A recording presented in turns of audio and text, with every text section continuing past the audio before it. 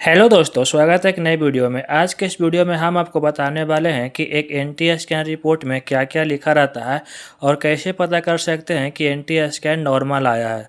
तो इस वीडियो में हम आपको डिटेल में समझाएंगे एनटी स्कैन के बारे में। तो आइए इस वीडियो को शुरू करते हैं। तो सबसे पहले यहाँ पे लिखा रहता है एनटी स्कैन। एनटी स्कैन का मतलब होता है कि न्यू का ट्रांसलूसेंसी। यहाँ पे देखिए, यहाँ पे लिखा हुआ है एलएमपी। एलएमपी का मतलब होता है कि लास्ट मेंस्ट्रुएशन पीरियड, मतलब कि लास्ट पीरियड कब आया है। तो यहाँ पे लिखा हुआ है 1/3/2026, मतलब 1 मार्च 2026 को लास्ट पीरियड आया है। उसके हिसाब से बेबी कितना दिन का हुआ है, यानी कि 13 वीक का हुआ है। एलएमपी के अनुसार बच्चा 13 वीक के हुआ है। यहाँ पे लिखा हुआ है स्कैन फाइंडिंग। स्कैन फाइंडिंग में सबसे पहले लिखा हुआ है सिंगल या मल्टीपल। सिंगल का मतलब होता है एक और मल्टीपल का मतलब होता है एक से ज़्यादा, यानी कि 2 या 3। यहाँ पे क्या लिखा हुआ है, single live intra uterine foetus, मतलब सिंगल है, लाइव मतलब जीवित है, इंट्रा यूट्राइन का मतलब क्या होता है। देखिए, ये मान लीजिए यूट्रस हो गया, ये यूट्रस हो गया मान लीजिए, और यहाँ पे ये फ्लोपियन ट्यूब हो गया और ये ओवरी हो गया। ये फ्लोपियन ट्यूब हो गया और ये ओवरी हो गया। तो बच्चा कहाँ पे होता है, ये यूट्रस में बच्चा होता है। ये इंडोमेट्रियम होता है, इसमें बच्चा होता है। यहाँ पे बेबी ये पलता है। तो कभी कभी क्या होता है कि कभी कभी ये फ्लोपियन ट्यूब में ही बेबी डेवलप होना शुरू हो जाता है, नहीं तो ये ओवरी में ही बेबी डेवलप होने शुरू हो जाता है। तो इसको क्या बोलता है, एटोपिक प्रेगनेंसी। ये बहुत डेंजरस ये प्रेगनेंसी होता है। इसमें बहुत ज़्यादा खतरा होता है, बहुत ज़्यादा पेन होता है। नॉर्मल जो प्रेगनेंसी होता है वो यूट्रस के अंदर होता है। ये एबनॉर्मल जो प्रेगनेंसी होता है फ्लोपियन ट्यूब में हो जाता है, नहीं तो ओवरी में हो जाता है। तो इसको एटोपिक प्रेगनेंसी होता है। एटोपिक प्रेगनेंसी लिखा हो तो समझ जाइएगा कि वो यूट्रस से बाहर है, मतलब यूट्रस में नहीं है। तो यहाँ पे लिखा हुआ इंट्रा यूट्राइन। इंट्रा यूट्राइन का मतलब होता है कि यूट्रस के अंदर है।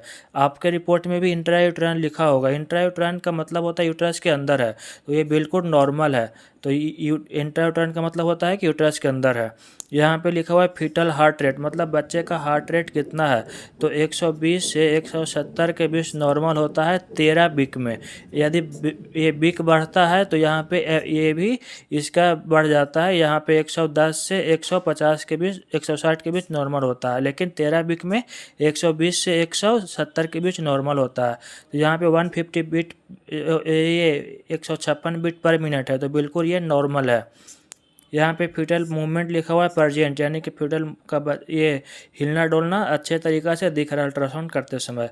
यहाँ पे बायोमेट्रिकल लिखा हुआ है CRL। CRL का मतलब होता है क्राउन रम्प लेंथ। यहाँ पे लिखा हुआ है 62 बीट पर मिनट। इसके हिसाब से बेबी 12 वीक 6 डे आया। देखिए, LMP के अनुसार 13 वीक 6 डे आया, 1 डे आया है, और ये CRL के अनुसार 12 वीक 6 डे आया, यानी कि 1 या 2 दिन का अंतर है। तो ये बिल्कुल नॉर्मल है, कोई इससे प्रॉब्लम नहीं होता है।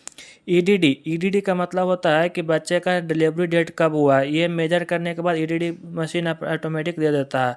तो 12 तारीख 12वां महीना 2026 को ईडीडी आ रहा है। यहाँ पे लिखा हुआ है एनटी लिखा हुआ है, यानी कि न्यूक्लियर ट्रांसलूसेंसी। यहाँ पे 2.1 है। देखिए, एनटी होता क्या समझिए पहले। ये मान लीजिए ये बेबी हुआ, इस तरीक़ा से बेबी होता है। ये CRL ऐसा दिखता है। ये बेबी का हेड है, ये हेड है।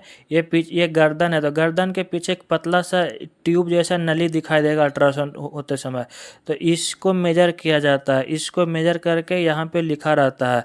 ये 3.5 तक नॉर्मल होता है, यानी इससे नीचे है तो बिल्कुल नॉर्मल है। ये अल्ट्रासाउंड आपको 11 वीक से लेकर 14 वीक के बीच में होता है। इस बीच में ही क्लियर पता चलता है। इसके बाद करवाइएगा तो आपको एनटी स्कैन होगा ही नहीं।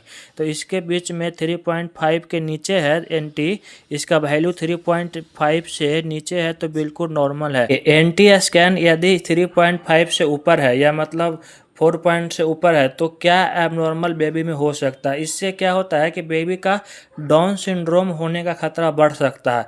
सिर्फ एक जांच होने से ये नहीं क्लियर होता है कि डाउन सिंड्रोम बेबी को हो सकता है, और भी बहुत सारे जांच होते हैं। डॉक्टर सारे को मिलाते हैं, उसके बाद ये बताते हैं कि बेबी का डाउन सिंड्रोम होने का खतरा है या नहीं है, ये भी नहीं क्लियर होता है कि डाउन सिंड्रोम होगा ही। ये सिर्फ खतरा बताता है कि होने का चांस कितना % है। देखिए डाउन सिंड्रोम होता क्या, पहले ये समझ लीजिए। देखिए हर एक नॉर्मल इंसान में 23 पेयर क्रोमोजोम होता है, तो यानी कि 46 क्रोमोजोम होता है। हर पेयर में ये 2 क्रोमोजोम होता है। तो डाउन सिंड्रोम होता है उसमें क्या होता है कि जो 21 पेयर होता है क्रोमोजोम, उसमें 2 के जगह पे 3 क्रोमोजोम हो जाता है। इसको ट्राइसोमी भी कहा जाता है, इसी को डाउन सिंड्रोम कहते हैं। 20 हर एक इंसान में 46 होता है। डाउन सिंड्रोम जिसमें होता है उसमें 47 क्रोमोजोम होता है। एक क्रोमोजोम बढ़ जाता है, और वो कौन सा बढ़ता है, 21 वाला क्रोमोजोम बढ़ जाता है। 2 के जगह पे 3 क्रोमोजोम होता है। इससे क्या होता है बेबी में, इससे बेबी में बहुत सारे एबनॉर्मलिटी हो जाते हैं। जैसे में बेबी का सर बड़ा हो सकता है, नाक चपटा हो सकता है, गर्दन बड़ा हो सकता है, बोलने में दिक्कत हो सकता है, सुनने में प्रॉब्लम हो सकता है, देखने में प्रॉब्लम हो सकता है, और भी बहुत सारा प्रॉब्लम होता है। कोई एक कन्फर्म नहीं है कि डाउन सिंड्रोम से सिर्फ यही होगा, बहुत सारे प्रॉब्लम हो सकते हैं डाउन सिंड्रोम का। ये एनटी स्कैन ज़्यादा होने पर डाउन सिंड्रोम होगा ही, ये एक प्रोबेबिलिटी बताता है डाउन सिंड्रोम होने का, कंफर्म नहीं बताता है। यहाँ पे देखिए, यहाँ पे लिखा हुआ है नेजल बोन। नेजल बोन का मतलब होता है नाक का हड्डी होता है, उसको नेजल बोन कहते हैं। तो यहाँ पे प्रेजेंट है, यानी कि बिल्कुल नॉर्मल है। प्लासेंटा पोस्टीरियर ग्रेड 0 है, बिल्कुल नॉर्मल है। प्लासेंटा पीछे की ओर है। ये एमनियोटिक फ्लूइड मतलब बच्चे के चारों तरफ जो पानी है वो ठीक है। एडुकेट है मतलब ठीक है। इनएडुकेट होता तो ये एबनॉर्मल होता। सर्विक्स बिल्कुल नॉर्मल है, 3.1 सेंटीमीटर है। ओएस क्लोज है, मतलब ओएस क्लोज ही होता है, बिल्कुल नॉर्मल है। यहाँ पे इस वाले भाग को सर्विक्स बोला जाता है, और यहाँ पे जो होता है उसको ओएस बोला जाता है। तो ओएस क्लोज होता है, ये बिल्कुल नॉर्मल है। यहाँ पे इंप्रेशन में लिखा हुआ है single live intrauterine foetus approximately 12 week 6 day, यानी कि 12 वीक 6 डे का बच्चा हुआ है।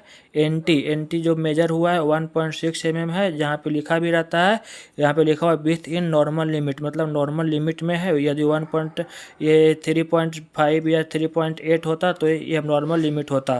तो ये बिल्कुल ठीक है। यहाँ पे नेजल बोन प्रेजेंट है, ये भी बिल्कुल ठीक है। No obvious congenital abnormality detected at the present scan, मतलब कोई भी एबनॉर्मलिटी कॉन्जेनिटल नहीं हुआ है, मतलब कोई भी जन्मजात बीमारी डिटेक्ट नहीं हुआ है एनटी स्कैन में।